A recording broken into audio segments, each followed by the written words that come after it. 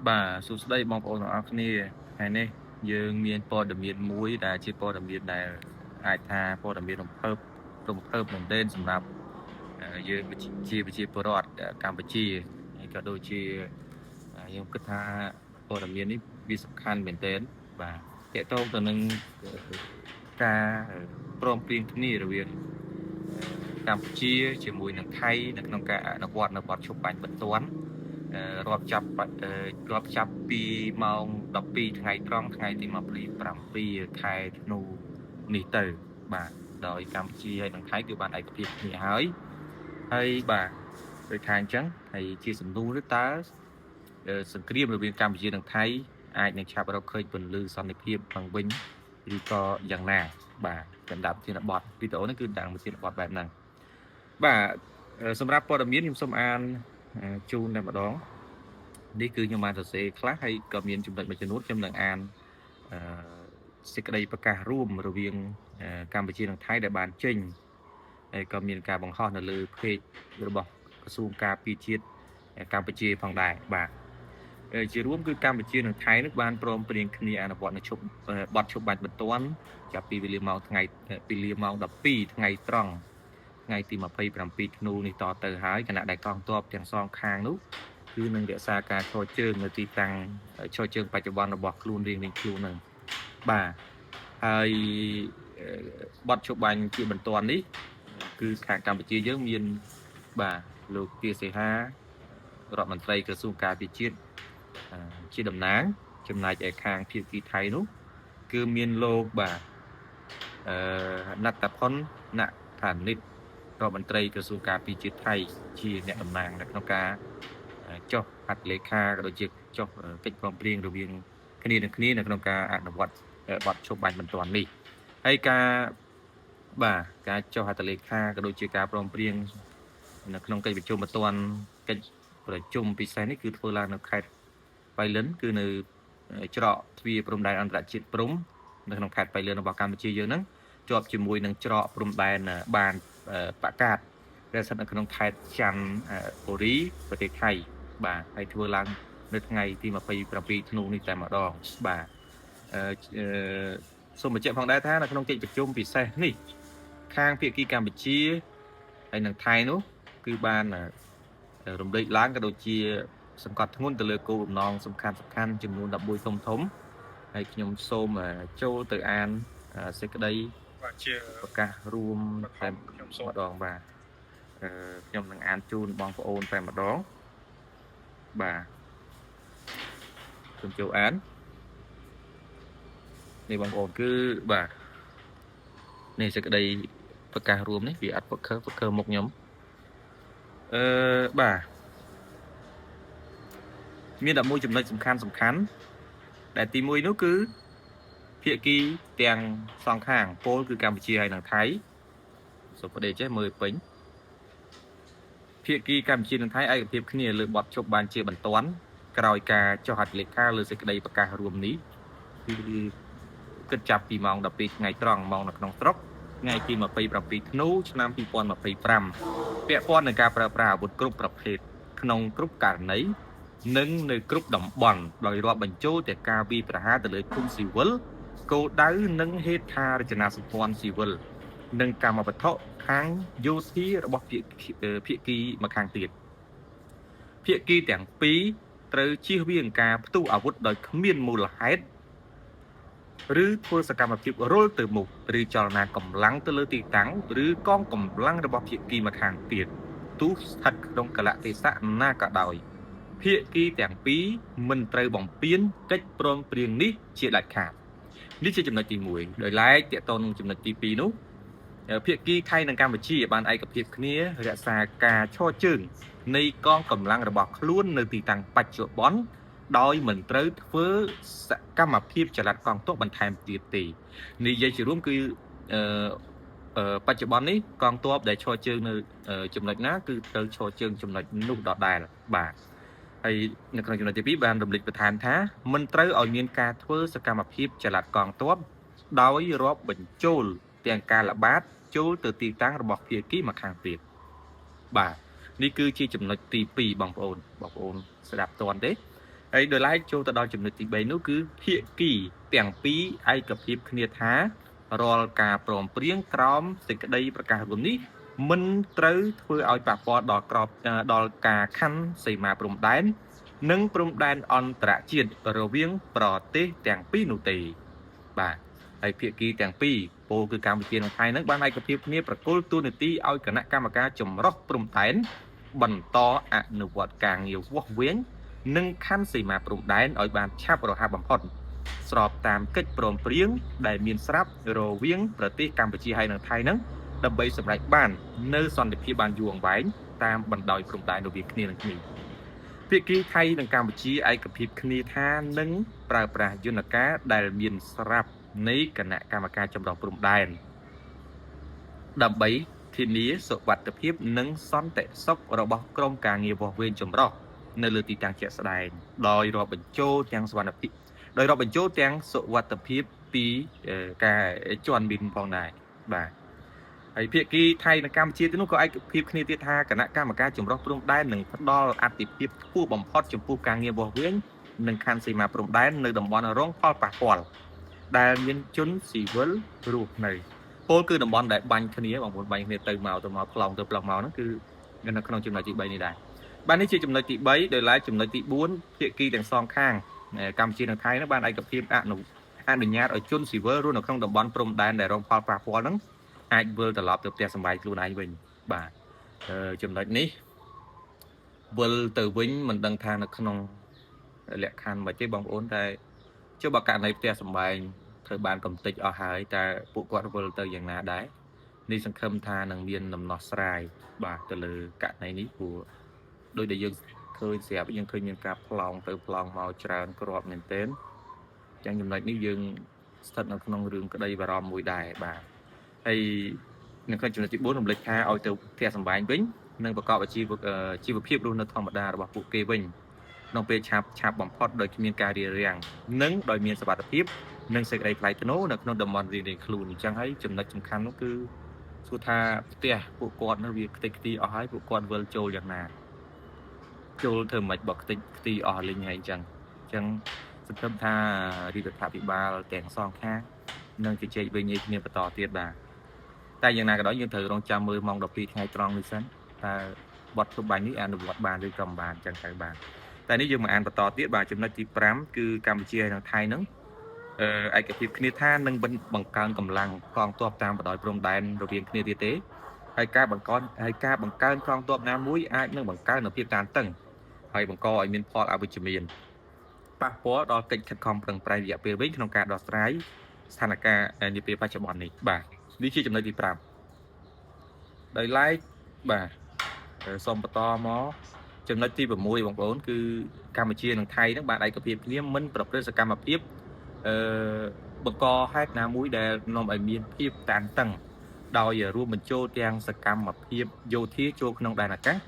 និងបូរណភាពទឹកដីឬទីតាំងរបស់ភាគីម្ខាងទៀតគិតចាប់ពីពេលមានបទជប់បាញ់ពលគឺម៉ោង12ថ្ងៃត្រង់នេះតទៅអញ្ចឹងយើងតាមដានមើលទាំងអស់គ្នា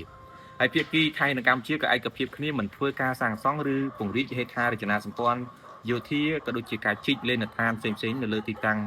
នៅហួសទីតាំងរបស់ខ្លួនដែរអាហ្នឹងគឺជាចំណុចទី6ដោយឡែកចំណុចទី7នោះគឺភាគីទាំងពីរក៏ឯកភាពគ្នាមិនប្រើប្រាស់នៅកម្លាំងគ្រប់ប្រភេទ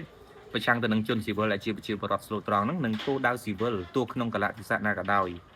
បាទហើយសកម្មភាពទាំងនេះមិនត្រឹមតែបង្កគ្រោះថ្នាក់ចំពោះសហគមន៍នៅតាមតំបន់ព្រំដែនប៉ុណ្ណោះទេថែមទាំងជាការបំពាននៅច្បាប់អន្តរជាតិនិងធ្វើឲ្យប៉ះពាល់ដល់កេរ្តិ៍ឈ្មោះនៅលើឆាកអន្តរជាតិរបស់ភាគីដែលបានបំពានផងដែរបាទនេះគឺជាចំណុចទី7ដោយឡែកចំណុចទី8នោះគឺភាគីកម្ពុជាថៃបានឯកភាពគ្នាជៀសវាងការចែកចាយព័ត៌មានមិនពិតបាទឬក៏ព័ត៌មានហាក់คล้ายៗដើម្បីកាត់បន្ថយនូវភាពតានតឹងរវាងគ្នានឹងគ្នាកាត់បន្ថយសាធារណមតិអវិជ្ជមាននិងលើកកម្ពស់បរិយាកាសអំណោយផលសម្រាប់កិច្ចសន្ទនាដោយសន្តិវិធីរវាងថៃនិងកម្ពុជានឹងបាទនេះគឺជាចំណុចសំខាន់ដែរព្រោះព័ត៌មានគឺជារឿងដែលរសើបហើយស្រួចស្រាវមែនទែនព្រោះព័ត៌មានចេញមួយទៀតគឺដូចជាអាវុធមុខពីរអញ្ចឹងព័ត៌មានខ្លះល្អព័ត៌មានខ្លះអាក្រក់ញុះញង់ឲ្យមានការអរិភាពរវាងកម្ពុជានិងថៃផងដែរបាទដោយឡែកចំណុចទី9នោះគឺភាគីកម្ពុជានិងថៃបញ្ជាក់ជាថ្មីនៅកាតព្វកិច្ចរបស់ខ្លួនក្រោមអនុសញ្ញាស្តីពីការហាមការប្រើប្រាស់ការរក្សាទុកការផលិត នឹងការផ្ទេរក្របមីនប្រឆាំងមនុស្សនឹងការបំផ្លាញក្របមីនទាំងនេះបាទគឺយោងតាមអនុសញ្ញាអូតាវ៉ាបាទភាគីកម្ពុជានិងថៃនោះក៏ធ្វើការរួមគ្នាដែរតាមរយៈក្រុមការងារសម្របសម្រួលចម្រុះដែលហៅកាត់ថា JCTF លើការងារដោះមីនមនុស្សធម៌បាទហើយបញ្ហានេះត្រូវបានថៃលើកឡើងរហូតមកតាក់ទងទៅនឹងរឿងជន់មីនហើយខាងកម្ពុជាយើងក៏តែងតែច្រានចោលរហូតដែរហើយក៏តែងតែរិះគន់ថៃទៅលើបាទហេតុផលឬក៏ដែលថៃតែងតែលើកឡើងថាកម្ពុជានឹងដាក់មីនបាទតើតើទៅនឹងនេះដែរគឺចំណុចទី9គឺលើការងារដោះមីនមនុស្សធម៌នេះស្របតាមនិយមនីតិវិធីប្រតិបត្តិ SOP ដែលបានព្រមព្រៀងគ្នាដើម្បីធ្វើឲ្យមាននវឌ្ឍនភាពជាបន្តបន្ទាប់លើកិច្ចខិតខំប្រឹងប្រែងដោះមីនតាមបណ្ដោយព្រំដែនបាទដោយឡែកចំណុចទី10នោះគឺកម្ពុជានិងថៃក៏ឯកភាពគ្នាគោរពតាមផែនការសកម្មភាពសម្រាប់កិច្ចសហប្រតិបត្តិការលើការទប់ស្កាត់និងបង្ក្រាបឧក្រិដ្ឋកម្មឆ្លងដែនរួមទាំងការឆក់បោកតាមប្រព័ន្ធអ៊ីនធឺណិតនិងការជួញដូរមនុស្សរវាងនគរបាលកម្ពុជានិងនគរបាលភូមិន្ទថៃដែរហើយក៏បានបញ្ជាក់ជាថ្មីនៅការបដិញ្ញាចិត្តជំរុញកិច្ចសហប្រតិបត្តិការដែលមានគោលបំណងទប់ស្កាត់ការឆក់បោកតាមប្រព័ន្ធបច្ចេកវិទ្យាដោះស្រាយបញ្ហានៃការប្រើប្រាស់ថ្នាល Digital ដែលមិនត្រឹមត្រូវលើកម្ពុជាព័ត៌មានដែលត្រឹមត្រូវប្រកបដោយទំនួលខុសត្រូវសម្ដៅរួមចំណែកទៅដល់ជំនឿទុកចិត្តស្ថិរភាពនិងទំនាក់ទំនងល្អរវាងប្រទេសជិតខាងពោលគឺកម្ពុជានិងថៃតែម្ដងបាទចំណុចទី10នេះគឺថៃបានរំលេចតាក់ទងទៅនឹងបទល្មើសឆក់បោកតាមប្រព័ន្ធអនឡាញដែរដែលកន្លងទៅនេះថៃវិបហាទៅលើអាគារមួយចំនួនគឺសំអាងទៅលើហេតុផលថាខ្លួនវិបហាដើម្បីកំទេចនៅពួកក្រុមអក្រិតជនជាកន្លែងអនឡាញកន្លែងបទល្មើសឆក់បោកអនឡាញអញ្ចឹងទៅនេះគឺជាហេតុផលមួយដែលថៃវិបហាមកខ្មែរថាខ្លួននឹងកំទេចនៅកន្លែងអនឡាញតែអ្វីដែលឃើញថាវាមិនសមគួរនោះគឺកំទេចប្រាសាទខ្មែរអស់រលីងបាទអាហ្នឹងគឺជាមិនមែនកន្លែងអនឡាញទេតែថៃបាញ់កំទេចអស់ហើយទម្លាក់គ្រាប់នៅលើប្រាសាទតាកបីប្រាសាទតាមួនខ្ទេចខ្ទីអស់ហើយប្រាសាទព្រះវិហារយើងក៏ទំនងជាត្រូវដំណំដែរបន្តិចទេដោយឡែកចំណុចចុងក្រោយទៀតនោះគឺចំណុចទី11ចំណុចចុងក្រោយគឺបញ្ជាក់ថាសេចក្តីប្រកាសរួមបញ្ជាក់ថាស្របតាមស្មារតីនៃសេចក្តីប្រកាសរួមទីក្រុងកូឡាឡាំពួរនៅក្នុងប្រទេសម៉ាឡេស៊ីកន្លងទៅនោះគឺយោធិនកម្ពុជា18រូបបាទបងប្អូនប្រហែលជាមិនភ្លេចទេទ័ព18រូបដែលគេចាប់ទៅហ្នឹងនឹងត្រូវបញ្ជូនមកកម្ពុជាវិញក្រោយពីបទឈប់បាញ់ដែលគ្រងនឹងអនុវត្តនៅម៉ោង12នេះចូលជាព័ត៌មានក៏ដូចជាអនុវត្តបានពេញលេញហើយកងទ័ពទាំង18រូបហ្នឹងនឹងត្រូវបញ្ជូនមកកម្ពុជាវិញពោលគឺក្រោយបទឈប់បាញ់អនុវត្តបាន72ម៉ោងបាទសម្លេងខានបន្តិចបងប្អូនពីលើតែសង្ឃឹមថាអត់មិនខានខ្លាំងចុះបាទខ្យល់បាទនេះគឺជាចំណុចទី11ហើយបងប្អូនហើយចំណុចបន្ទាប់ទៀតនោះគឺតាក់ទងទៅនឹងយន្តការបាទនេះលេខ2ធំនៅក្នុងសេចក្តីប្រកាសរួមគឺមានចំណុចលេខ2ធំដែលនិយាយពីយន្តការសម្រាប់ការអនុវត្តនិងផ្ទៀងផ្ទាត់វិធានការកាត់បន្ថយភាពតានតឹងរវាងកម្ពុជានិងថៃបាទឃើញថានៅក្នុងចំណុចទី2ធំនេះគឺតំណាងកម្ពុជានិងថៃបានទទួលស្គាល់ពីទូនាទីសំខាន់របស់ក្រុមអ្នកសង្កេតការណ៍អាស៊ាន AOT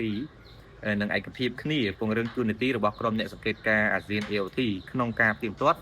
និងធានាការអនុវត្តប្រកបដោយប្រសិទ្ធភាពលើវិធានការទាំងអស់ក្នុងសេចក្តីប្រកាសរួមនេះតែម្ដងហើយធ្វើការពិគ្រោះជាមួយប្រធានអាស៊ាននិងក្រុមអ្នកសង្កេតការណ៍អាស៊ានបាទហើយនេះគឺចំណុចទី12ចំណុចបន្ថែមទៀត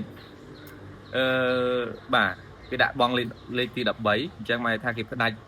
ទី1ធំទី2ធំប៉ុន្តែលេខគឺដាក់តពីលេខទី11សំខាន់ហ្នឹងមកចំណុចទី13ដើម្បីធានាការអនុវត្តប្រកបដោយប្រសិទ្ធភាពភាគីទាំងពីរបានយល់ព្រមប្រើប្រាស់អង្គភាពសម្របសម្រួលព្រំដែនកម្ពុជាថៃនិងថៃកម្ពុជាដើម្បីធានាថាបទឈប់បាញ់នឹងត្រូវអនុវត្តឲ្យបានគ្រប់គ្រងស្ថានភាពនៅនឹងកន្លែងដោះស្រាយឧបទ្ទហេតុទាន់ពេលវេលានិងទប់ស្កាត់ការយល់ច្រឡំក្រោមការសង្កេតនិងទៀងទាត់របស់ក្រុមអ្នកសង្កេតការណ៍អាស៊ានគឺ AOT តែម្ដងបាទដោយឡែកចំណុចទី4បន្តទៀតបាទខ្ញុំអត់ចង់ឲ្យវីដេអូវែងពេកខ្ញុំអានឲ្យចប់តែម្ដងបាទភាគីទាំងពីរនឹងរក្សាខ្សែបណ្ដាញទំនាក់ទំនងជាប្រចាំនិងដោយផ្ទាល់រវាងរដ្ឋមន្ត្រីការពារជាតិនិងអគ្គមេបញ្ជាការកងកម្លាំងប្រដាប់អាវុធគឺហៅថាមេតមហ្នឹងដើម្បីឆ្លើយតបភ្លាមចំពោះស្ថានភាពបន្ទាន់ដែលមិនអាចដោះស្រាយបាននៅថ្នាក់មូលដ្ឋាន ប្រសិនបើចាំបាច់ដំណើរជាន់ខ្ពស់របស់ភាគីទាំងពីរនឹងត្រូវជួបប្រជុំគ្នាដើម្បីដោះស្រាយរាល់បញ្ហានៅនឹងកន្លែងដោយប្រសិទ្ធភាពតែម្ដងដោយឡែកចំណុចទី5គឺក្រុមការងារ JCTF បាទនឹងជួនដំណឹងទៅដល់អាជ្ញាធរមូលដ្ឋានរៀងៗខ្លួនហើយ JCTF ក៏បានបញ្ជាក់នៅក្នុងចំណុចមុនហើយបងប្អូនអាចទៅមើលឬក៏អាចស្ដាប់ឡើងវិញទៅថាជាអ្វីក៏ដូចជាក្រុមការងារ JCTF របស់ពីទីម្ខាងទៀត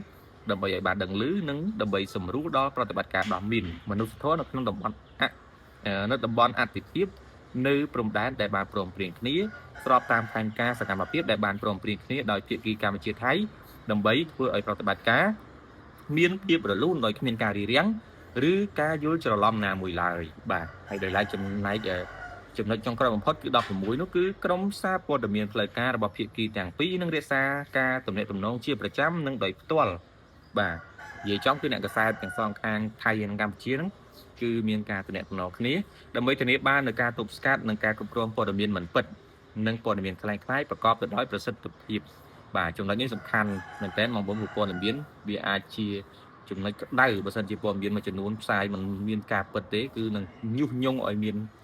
អធិភាពរវាងកម្ពុជានិងថៃកងទ័ពកម្ពុជានិងថៃនឹងវិញបាទហើយក្រុមអ្នកសារព័ត៌មានផ្លូវការក៏នឹងធានានៅតម្លាភាពនិងភាពត្រឹមត្រូវនៃព័ត៌មាននិងរបាយការណ៍ផ្សេងៗសម្ដៅបង្កើនទំនុកចិត្តរវាងគ្នានិងគ្នាទៅវិញទៅមកបាទហើយនៅក្នុងនេះក៏បញ្ជាក់ដែរសេចក្តីប្រកាសព័ត៌មានរួមនេះត្រូវបានចុះហត្ថលេខានៅម៉ោង 10:15 នាទីព្រឹកថ្ងៃទី27 ខែធ្នូនេះមានចំនួន2ច្បាប់ដើមជាភាសាអង់គ្លេសបាទហើយការចុះហត្ថលេខាគឺភាគីកម្ពុជាយើងមានលោកពីសិង្ហារដ្ឋមន្ត្រីក្រសួងការពារជាតិជាអ្នកហត្ថលេខាខាងថៃមានលោកណត្តផុនណផានិតជាអ្នកចុះហត្ថលេខាអញ្ចឹងសួរថាតើសង្គ្រាមកម្ពុជាថៃនឹងអាចស្វែងរកពន្លឺសន្តិភាពឡើងវិញឬទេយើងនៅតាមដានទាំងអស់គ្នានៅក្រោយម៉ោង12ថ្ងៃត្រង់នេះតទៅយើងរងចាំព័ត៌មាន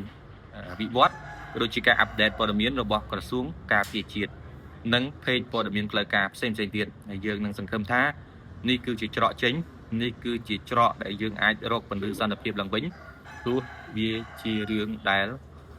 សោកសង្រេងមែនទែននៅពេលដែលយើងឃើញសពទីវិញទាំងសងខាងតែកម្ពុជាទាំងថៃយើងឃើញជនជាសត្វទាំងក្មេងទាំងចាស់អ្នកជំងឺទៅប្រឈមទៅស្លាប់បាត់បង់ជីវិតទៅប្រត់ប្រាស់គ្នាដោយសារសង្គ្រាមនេះចាក់ចេញពីផ្ទះសម្បែងទៅកំទេចសិស្សអត់បានរៀនវាជាសោកនេតកម្មអាចថាសោកនេតកម្មមួយចុះព្រោះមានអ្នកស្លាប់និងរបួសខ្ញុំគិតថាមិនតិចទេបាត់បង់ផ្ទះសម្បែងបាទវាមិនមែនជារឿងស្រួលទេចឹងសង្ឃឹមថានេះគឺជាច្រកចេញមួយដ៏ល្អបំផុតរវាងកម្ពុជាហើយនិងថៃបាទអញ្ចឹងវីដេអូនេះគឺមានតែប៉ុណ្្នឹងទេបងប្អូនអរគុណច្រើនជួបគ្នានៅវីដេអូក្រោយហើយកុំភ្លេចជួយ Subscribe ផងមានព័ត៌មានវិវត្តបន្ថែមខ្ញុំនឹងអាប់ដេតចូលនៅក្នុង Channel ឬក៏ Page Facebook ខ្ញុំបន្តទៀតបាទអរគុណច្រើនជំរាបលាបងប្អូនបាទ